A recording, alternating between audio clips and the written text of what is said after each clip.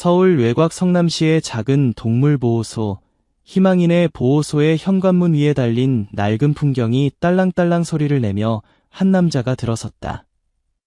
11월의 차가운 바람이 그의 뒤를 따라 들어와 대기실을 스쳐 지나갔다. 접수 데스크 뒤에 앉아있던 직원 김미영은 미소를 지으며 고개를 들었다. 그녀는 이미 마음속으로 평소와 같은 질문들을 예상하고 있었다. 어떤 강아지를 찾으세요? 소형견을 원하시나요? 아니면 대형견을, 혹은 활발한 아이를 원하시나요? 조용한 아이를? 하지만 그 남자가 입을 연 첫 마디는 미영이 지난 5년간 이 보호소에서 일하면서 단 한 번도 들어본 적 없는 것이었다. 가장 사랑받지 못한 개를 입양하고 싶습니다. 그의 목소리는 단호하면서도 진정성이 있었다. 키는 중간 정도였고 깔끔하게 정돈된 모습에 30대 후반으로 보이는 남자였다. 그의 눈빛에는 흔들림이 없었다. 보호소 안이 순간 정적에 휩싸였다. 멀리서 들리던 개들의 짖는 소리조차 잠시 멈춘 것 같았다. 미영은 자신의 귀를 의심하며 눈을 크게 떴다. 죄송한데요. 뭐라고 하셨나요? 아무도 원하지 않는 게요. 그가 차분하게 반복했다. 가장 오래 있었던 게 아무도 묻지도 않고 관심도 주지 않는 그런 게 말입니다. 미영은 당황스러웠다. 보통 사람들은 반대였다. 가장 예쁜 게, 가장 건강한 게, 가장 어린 개를 원했다. 혹은 최소한 자신들의 라이프 스타일에 맞는 개를 찾았다. 하지만 이 남자는 전혀 다른 것을 요구하고 있었다. 혹시 특별한 이유가 있으신가요? 미영이 조심스럽게 물었다. 남자는 잠시 침묵했다. 그의 시선이 창밖으로 향했다가 다시 미영에게로 돌아왔다.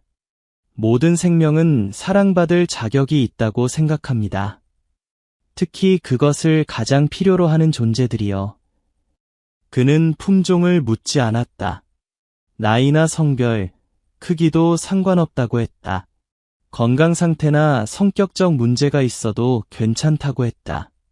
장난기 넘치는 강아지나 얌전한 노견도 원하지 않았다. 그가 원한 것은 단 하나, 잊혀진 존재였다.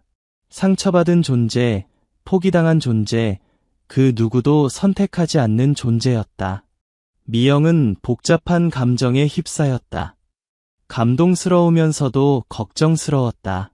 그런 개들은 대부분 특별한 케어가 필요했고 입양 후에도 많은 어려움이 따랐다.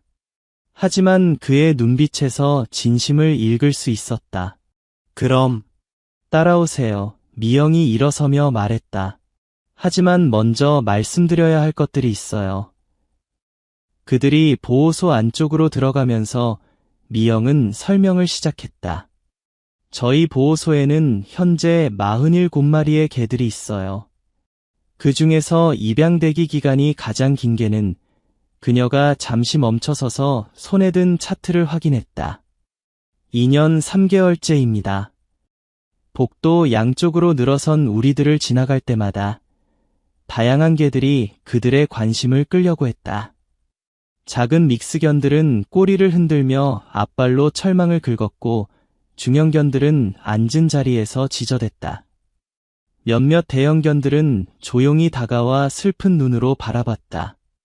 저기 봐보세요. 미영이 한 우리를 가리켰다. 저 리트리버 믹스는 초코라고 해요. 3개월 전에 들어왔는데 정말 순하고 사람을 좋아해요.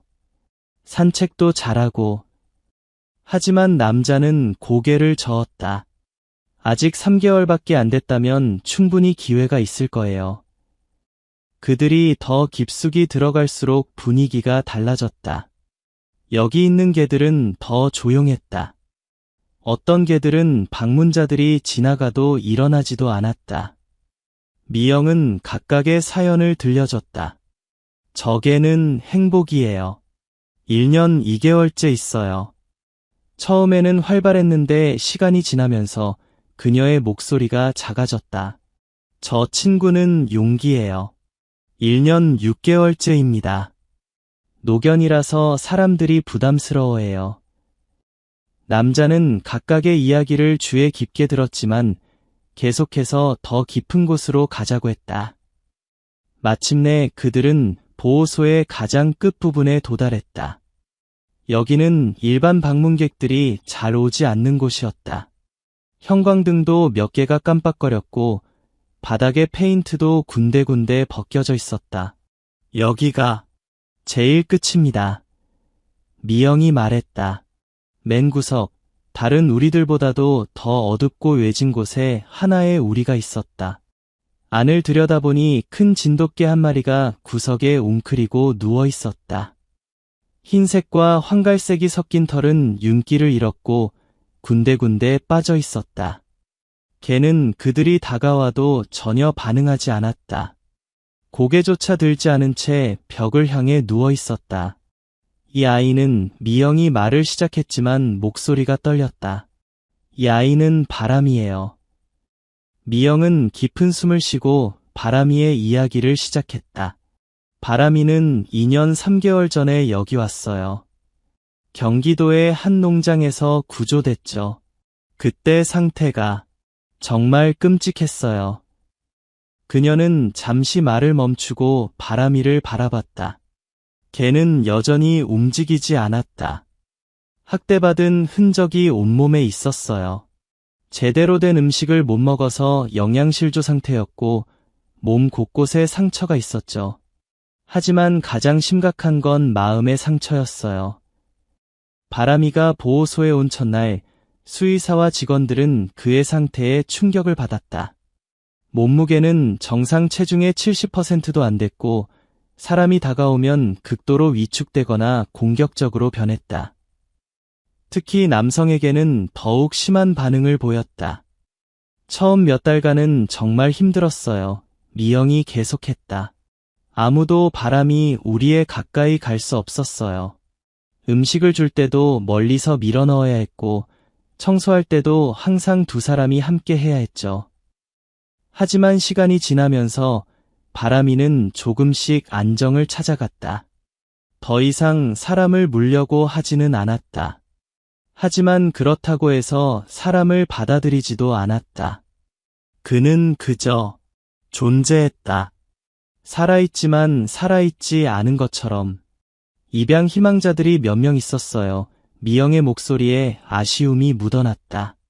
진돗개를 특별히 원하는 분들이었죠. 하지만 바람이를 보고 나면 모두들 마음을 바꿨어요. 바람이는 낯선 사람이 오면 우리 깊숙한 곳으로 숨어버렸다. 혹은 낮게 으르렁거리며 경계했다. 꼬리를 흔드는 법도 애교를 부리는 법도 잊어버린 것 같았다. 잠재적 입양자들은 좀 더 친근한 개를 찾아 다른 우리로 향했다. 그렇게 시간이 지나면서 미영이 한숨을 쉬었다. 사람들이 더 이상 바람이를 묻지 않게 됐어요. 저희도 솔직히 포기했어요. 바람이는 그냥 여기서 여생을 보내게 될 거라고 생각했죠. 남자는 조용히 바람이를 바라봤다. 개는 여전히 움직이지 않았다. 하지만 남자는 바람이의 귀가 살짝 움직이는 것을 봤다. 바람이는 듣고 있었다. 사람들이 지나쳐가는 이유가 뭔가요? 남자가 물었다. 글쎄요. 우선 크기 때문이기도 해요. 진돗개는 중대형견이라서 아파트에서 키우기 어렵다고 생각하죠. 그리고 바람이는 특히 미영이 말을 잇지 못했다. 특히 뭐요? 특히 마음을 열지 않아요. 2년이 넘게 여기 있으면서도 저희 직원들과도 거리를 두죠. 물론 공격적이지는 않아요. 하지만 애정을 표현하지도 받아들이지도 않아요. 마치 이미 모든 것을 포기한 것 같아요. 남자는 우리 앞에 무릎을 꿇고 앉았다. 바람이는 여전히 고개를 들지 않았지만 그의 호흡이 약간 빨라진 것을 알 수 있었다. 바람아, 남자가 부드럽게 불렀다. 바람이의 귀가 살짝 뒤로 젖혀졌다. 그리고 아주 천천히 정말 천천히 고개를 들었다. 바람이가 고개를 들었을 때 남자는 그의 눈을 마주했다. 그 눈빛에는 말로 표현할 수 없는 깊은 슬픔이 있었다. 절망이 있었고, 체념이 있었고, 그리고 아주 작은 호기심이 있었다. 꼬리를 흔드는 것도, 희망에 찬 눈빛도 없었다. 그저 깊이 묻힌 수년간의 상처와 고통만이 있을 뿐이었다. 하지만 남자는 그 안에서 뭔가 다른 것을 봤다. 완전히 꺼지지 않은 작은 불씨 같은 것을. 안녕, 바람아. 남자가 다시 말했다. 목소리는 더욱 부드러웠다. 바람이는 몇 초간 그를 바라보다가 다시 고개를 돌렸다. 하지만 이번에는 완전히 벽을 향하지 않았다. 남자를 의식하고 있다는 신호였다. 정말 이 아이로 하시겠어요? 미영이 불안한 목소리로 물었다. 바람이는 정말 어려운 아이예요. 지금까지 한 번도 사람에게 애정을 표현한 적이 없어요. 산책도 거부하고 놀이도 하지 않고. 그래도 괜찮습니다. 남자가 단호하게 대답했다. 이 아이로 하겠습니다. 미영은 여전히 확신할 수 없다는 표정이었다. 혹시 다른 아이들도 보시겠어요? 입양 대기 기간이 긴 아이들이 몇 마리 더 있어요. 바람이보다는 사람에게 친근한. 아니요, 남자가 고개를 저었다. 바로 이 아이를 데리러 온 거예요. 그 순간 바람이가 다시 고개를 돌려 남자를 바라봤다. 이번에는 좀 더 오래, 좀 더 직접적으로. 그의 눈빛에 뭔가 변화가 있었다. 여전히 경계하고 있었지만 완전한 무관심은 아니었다. 입양 절차는 복잡했다. 특히 바람이 같은 케이스는 더욱 그랬다. 미영은 남자에게 온갖 서류를 건네며 신중하게 설명했다. 바람이는 특별관리 대상이에요. 정기적인 수의사 검진이 필요하고 심리적 케어도 중요해요. 혹시 문제가 생기면 언제든 연락주세요. 남자는 모든 서류를 꼼꼼히 읽고 서명했다. 그의 이름은 박민수는 바람이의 변화를 조심스럽게 지켜봤다. 서두르지 않았다. 바람이가 준비됐을 때 다음 단계로 넘어가면 된다고 생각했다. 어느 날 오후 민수가 거실에서 일하고 있을 때 바람이가 처음으로 소파 근처까지 다가왔다. 여전히 앉지는 않았지만 민수의 발 근처에 누웠다. 멀리 떨어져 있었지만 그래도 같은 공간을 공유하고 있었다. 편해 보여서 좋아, 바람아. 그날 밤 민수가 잠자리에 들려고 할 때 놀라운 일이 일어났다. 바람이가 천천히 계단을 올라와서 침실문 앞에서 멈춰섰다. 들어오지는 않았지만 민수를 따라온 것이다. 들어와도 돼, 민수가 말했지만 바람이는 문턱에서 머뭇거렸다. 민수는 강요하지 않았다. 대신 침실 문을 열어놓고 잠들었다. 새벽에 잠깐 깨어보니 바람이가 침실 한쪽 구석에 웅크리고 있었다. 민수는 깨어있는 척하지 않고 다시 잠들었다. 바람이를 차에 태우는 것부터가 도전이었다. 바람이는 운반용 캔넬을 보자마자 뒷걸음질 쳤다. 아마도 이전에 나쁜 기억이 있는 것 같았다. 민수는 서두르지 않았다. 캔넬 문을 열어놓고 안에 부드러운 담요와 간식을 넣어뒀다. 그리고 바람이가 스스로 들어갈 때까지 30분을 기다렸다. 천천히 해도 돼, 바람아. 아무도 너를 재촉하지 않아. 마침내 바람이가 조심스럽게 캔넬 안으로 들어갔다. 하지만 차 안에서도 계속 떨고 있었다. 차량 소음, 진동, 창밖으로 지나가는 풍경 모든 것이 바람이에게는 스트레스였다. 민수는 라디오를 끄고 최대한 조용히 운전했다. 신호등에서 멈출 때마다 뒤를 돌아보며 바람이에게 말을 걸었다. 괜찮아, 바람아. 곧 집에 도착해. 너만의 공간이 있는 곳으로 가는 거야. 집까지는 40분 정도 걸렸다. 민수는 성남시의 한 단독주택에 살고 있었다. 작은 마당이 있는 2층 집이었다. 바람이 같은 중대형견이 생활하기에는 나쁘지 않은 환경이었다. 하지만 바람이를 캔넬에서 나오게 하는 것도 쉽지 않았다. 차에서 내려서도 한참을 캔넬 안에 웅크리고 있었다. 민수는 또다시 기다렸다. 집이야, 바람아. 이제 너의 집이야. 바람이가 집 안으로 들어온 후 민수는 그에게 집안을 구경시켜주려 했다. 하지만 바람이는 현관에서 한 발짝도 움직이려 하지 않았다. 마치 그 자리에 뿌리를 내린 것처럼 굳어 있었다. 민수는 바람이를 억지로 끌고 가지 않았다. 대신 그 옆에 앉아서 기다렸다. 1시간, 2시간.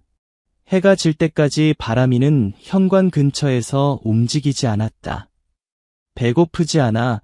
민수가 물었지만 바람이는 반응하지 않았다. 민수는 바람이 근처에 물그릇과 사료를 놓았다. 그리고 조금 떨어진 곳에 앉아서 바람이를 지켜봤다.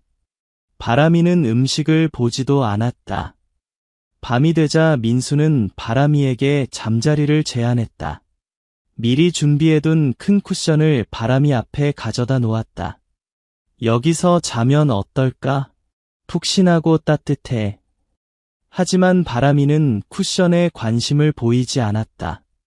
대신 현관 구석으로 가서 작게 웅크렸다. 딱딱한 바닥이었지만 바람이에게는 그곳이 더 안전하게 느껴지는 것 같았다. 민수는 바람이를 억지로 움직이게 하지 않았다. 대신 담요를 가져와서 바람이 옆에 놓아뒀다. 추우면 이것 써, 억지로 안 해도 돼.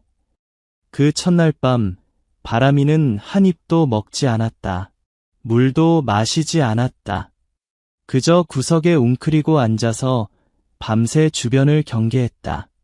민수는 거실 소파에 누워서 바람이를 지켜봤다. 둘 다 제대로 잠들지 못했다.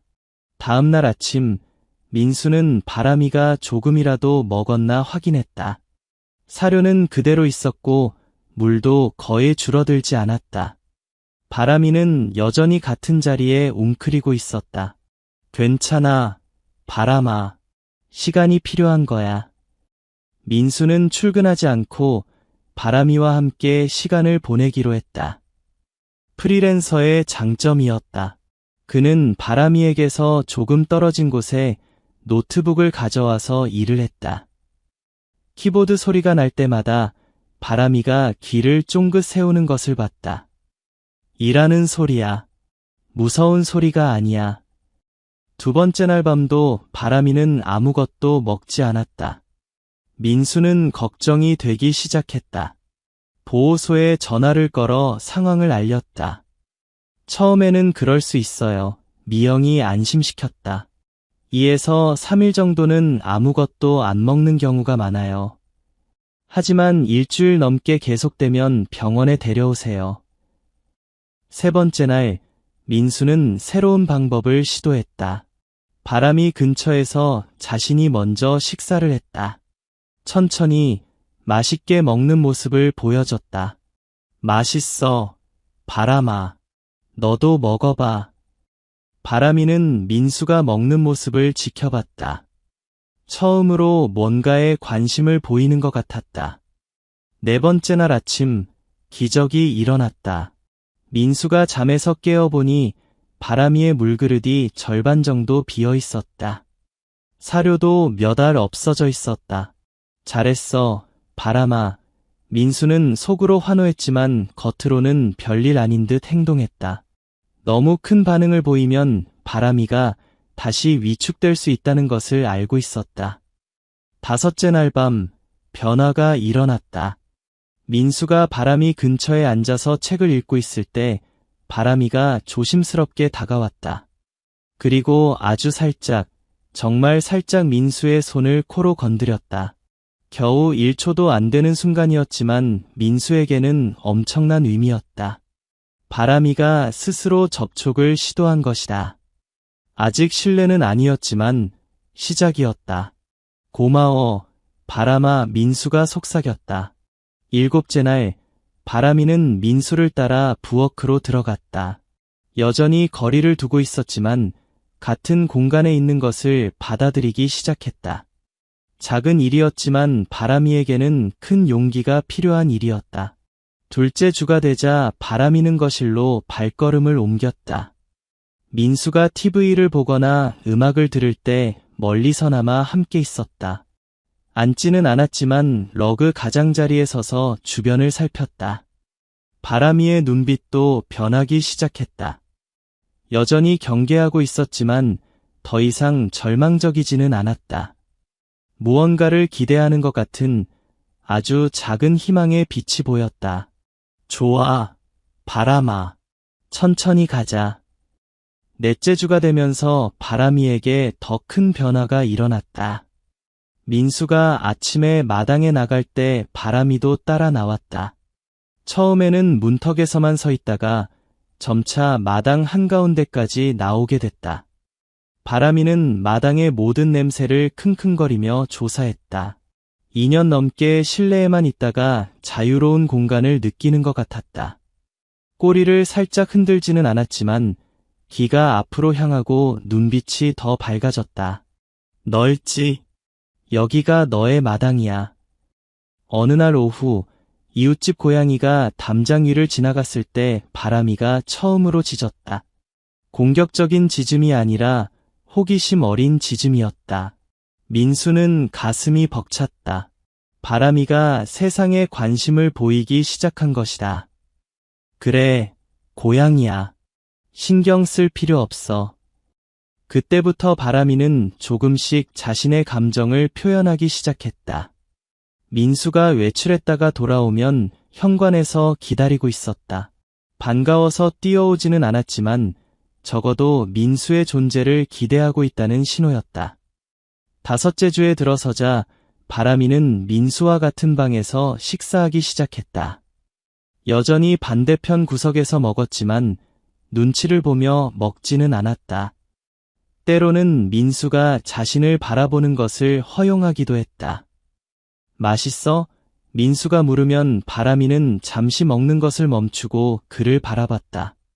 대답하지는 않았지만 소통하려는 의지를 보였다. 6째 주에 위기가 찾아왔다. 민수의 친구 정호가 예고 없이 찾아온 것이다. 초인종이 울리자 바람이는 즉시 경계 모드로 바뀌었다. 털이 곤두서고 몸을 낮췄다. 누구야? 정호가 큰 소리로 외쳤다.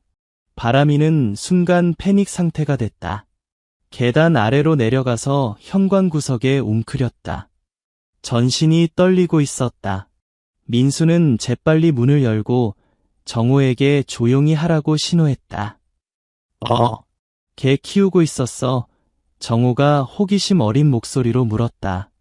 응, 최근에 입양했어. 아직 적응 중이라서 조심해야 해. 바람이는 낯선 남성의 목소리를 듣고 더욱 위축됐다. 과거의 트라우마가 되살아나는 것 같았다. 민수는 정호를 거실로 안내하면서 바람이에게 말했다. 괜찮아, 바람아. 내 친구야. 무서운 사람이 아니야. 하지만 바람이는 계속 현관 구석에 숨어 있었다. 정호가 있는 동안 한 번도 나오지 않았다.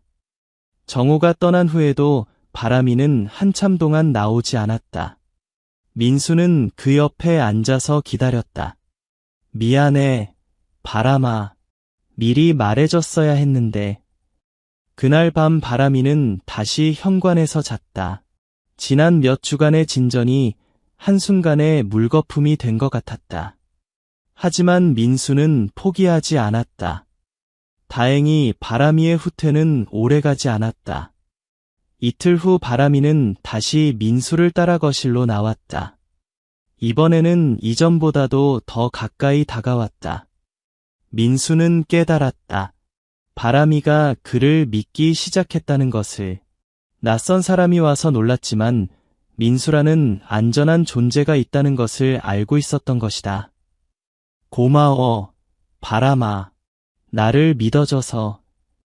그 주말, 민수는 바람이와 함께 더 많은 시간을 보냈다. 마당에서 함께 햇볕을 쬐고 거실에서 함께 TV를 봤다. 바람이는 점점 민수의 일상에 자연스럽게 녹아들었다. 어느 날 저녁, 민수가 소파에 앉아 영화를 보고 있을 때 바람이가 조심스럽게 다가와서 민수의 발 옆에 누웠다. 여전히 몸을 만지게 하지는 않았지만 물리적으로 가까이 있는 것을 허용했다. 편한 거지? 민수가 조용히 물었다. 바람이는 대답 대신 깊은 한숨을 쉬었다. 긴장이 풀리는 소리였다. 그날 밤, 바람이는 처음으로 민수의 침대 발치에서 잠들었다. 침대 위에 올라오지는 않았지만 같은 방에서 편안히 잠드는 것이었다. 2달째 되던 어느 날 결정적인 사건이 일어났다. 민수가 샤워를 하고 있을 때 택배 기사가 왔다.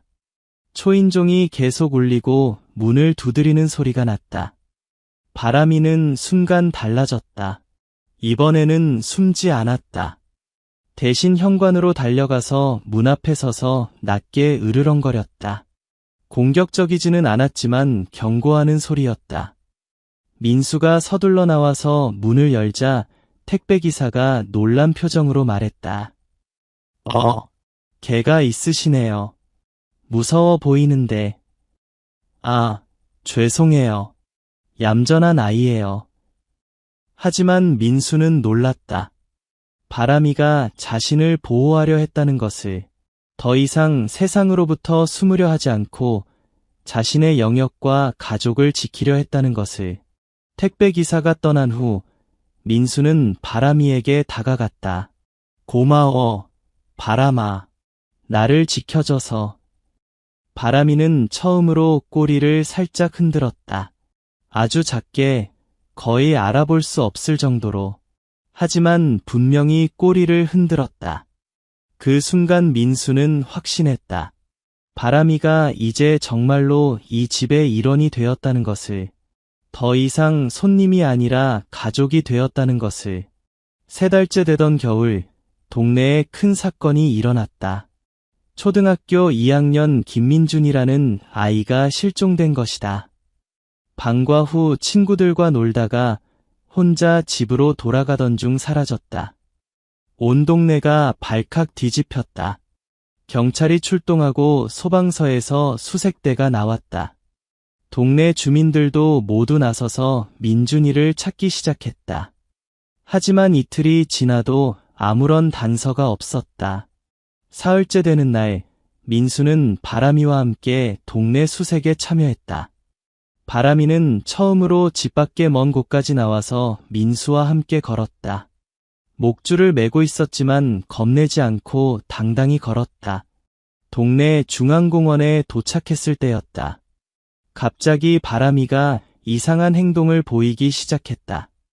킁킁거리며 주변을 맴돌더니 갑자기 짖기 시작했다. 왜 그래, 바람아? 바람이는 계속 짖었다. 크고 날카로운 소리로. 그리고 갑자기 어느 방향으로 달려가려고 했다. 목줄이 팽팽해질 정도로 힘을 줬다. 어디로 가려는 거야? 민수는 바람이를 따라가 보기로 했다. 바람이는 공원을 벗어나 동네 뒤편으로 향했다. 평소에는 사람들이 잘 가지 않는 곳이었다. 바람이는 멈추지 않고 달렸다. 민수도 숨을 헐떡이며 따라갔다. 다른 수색대원들도 이상한 게 짖는 소리를 듣고 따라왔다. 바람이가 멈춘 곳은 오래된 폐공장 뒤편이었다. 20년 전에 문을 닫은 작은 공장으로 지금은 풀만 무성한 곳이었다. 바람이는 공장 뒤편의 작은 창고 앞에서 더욱 격렬하게 짖었다. 그리고 창고 문을 향해 달려가려 했다. 여기에 뭔가 있나? 수색대원들이 창고 문을 열었다. 안은 어둡고 먼지투성이었다. 하지만 구석에 작은 몸집이 웅크리고 있었다. 민준아. 민준이는 의식을 잃은 상태였지만 숨을 쉬고 있었다. 탈수와 저체온증 증상이 있었지만 생명에는 지장이 없었다. 나중에 알고 보니 길을 잃고 헤매다가 추위를 피해 창고에 숨어 있다가 지쳐서 잠들었던 것이다. 바람이가 찾았어요.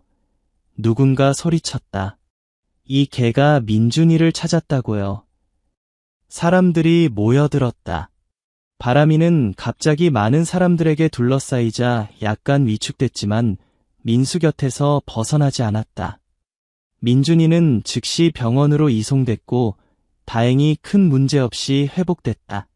그리고 바람이는 하루아침에 동네의 영웅이 됐다. 다음날 지역신문에 큰 기사가 실렸다. 버려진 개가 실종 아동을 구조 2년간 입양 못 받던 진돗개 생명의 은인되다. 기자들이 민수의 집까지 찾아왔다. 바람이의 이야기를 듣고 감동받은 것이다. 어떻게 바람이를 입양하게 되셨나요? 특별한 이유는 없어요. 그냥 모든 생명은 사랑받을 자격이 있다고 생각했어요. 바람이가 민준이를 찾을 수 있었던 이유가 뭐라고 생각하세요? 아마도 바람이도 한때는 도움이 필요한 존재였으니까 같은 상황에 있는 아이를 알아본 게 아닐까요? 바람이의 사진이 신문 일면에 실렸다. 더 이상 슬프고 절망적인 표정이 아니었다. 당당하고 자신감 있는 모습이었다. 동네 사람들이 바람이를 보는 시선도 완전히 달라졌다. 산책할 때마다 사람들이 다가와서 인사했다.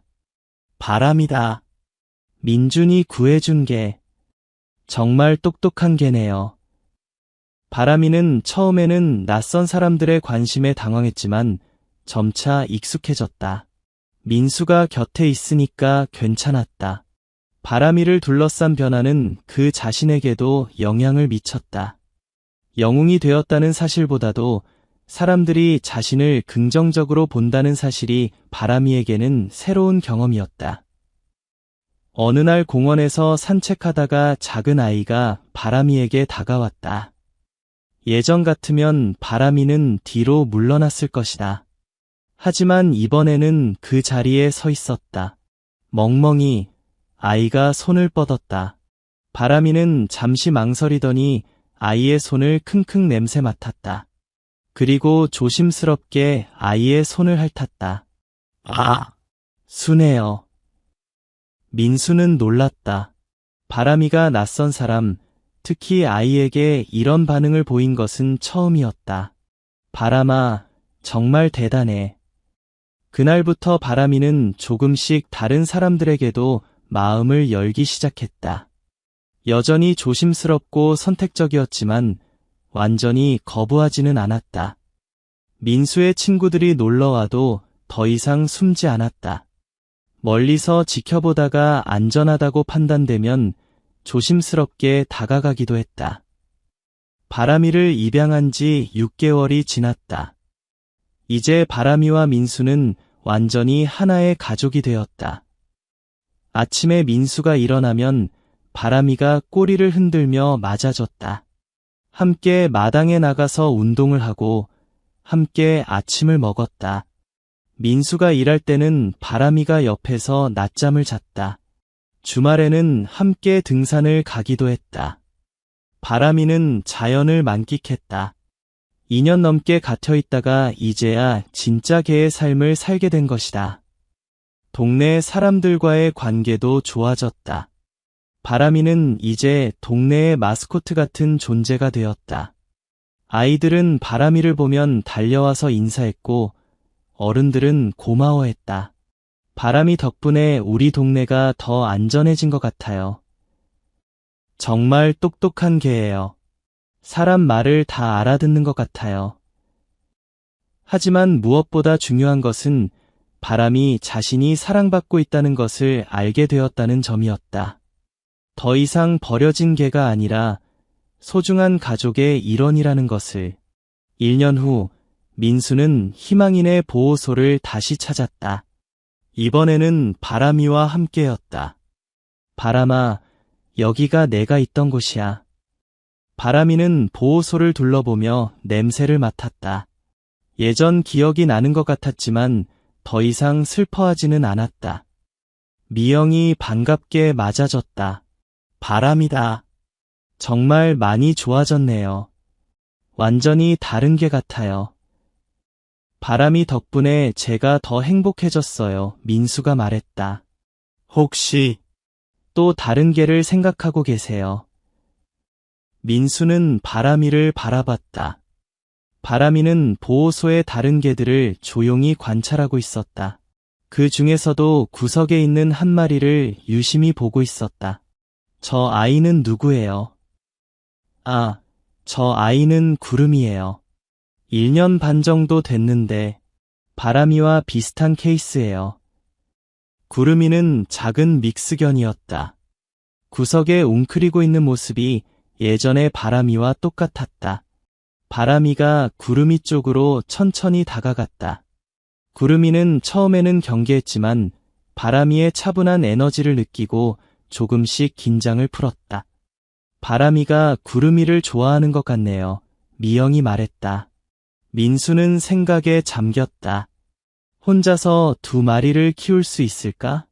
하지만 바람이가 다른 개와 함께 있는 모습을 보니 괜찮을 것 같았다. 구름이에 대해 더 자세히 알려주세요. 6개월 후 민수의 집에는 바람이와 구름이가 함께 살고 있었다. 바람이는 구름이에게 훌륭한 선배가 되어줬다. 구름이가 무서워할 때 옆에 있어주고 새로운 환경에 적응할 수 있도록 도와줬다. 2마리는 함께 마당을 뛰어다니고 함께 낮잠을 자고 함께 민수를 맞아줬다. 집안이 더욱 활기차졌다. 바람이의 이야기는 동네를 넘어 전국적으로 알려졌다. 그의 이야기에 감동받은 사람들이 보호소를 찾기 시작했다. 특히 가장 오래된 개, 가장 어려운 개를 찾는 사람들이 늘어났다. 미영은 더 이상 놀라지 않았다. 그녀는 이제 알고 있었다. 때로는 가장 아름다운 이야기들이 가장 어두운 곳에서 시작된다는 것을. 때로는 가장 큰 사랑이 가장 작은 믿음의 행동에서 자라난다는 것을. 바람이는 여전히 그 집에서 민수, 구름이와 함께 살고 있다. 여전히 조심스럽고 여전히 과거의 상처를 완전히 잊지는 못했다. 하지만 이제는 자신이 어디에 속해 있는지 알고 있다. 그는 더 이상 가장 사랑받지 못한 개가 아니다. 그는 바람이, 영웅 바람이, 그리고 무엇보다도 사랑받는 가족이다. 동네 아이들은 여전히 바람이를 보면 손을 흔든다. 바람이도 이제는 꼬리를 흔들어준다. 완전한 신뢰는 아닐지도 모르지만 새로운 시작이고 계속되는 사랑이다. 그리고 민수는 매일 아침 바람이와 구름이를 보며 생각한다. 누가 누구를 구했는지 정말 알 수 없다고. 아마도 서로를 구한 것일 거라고.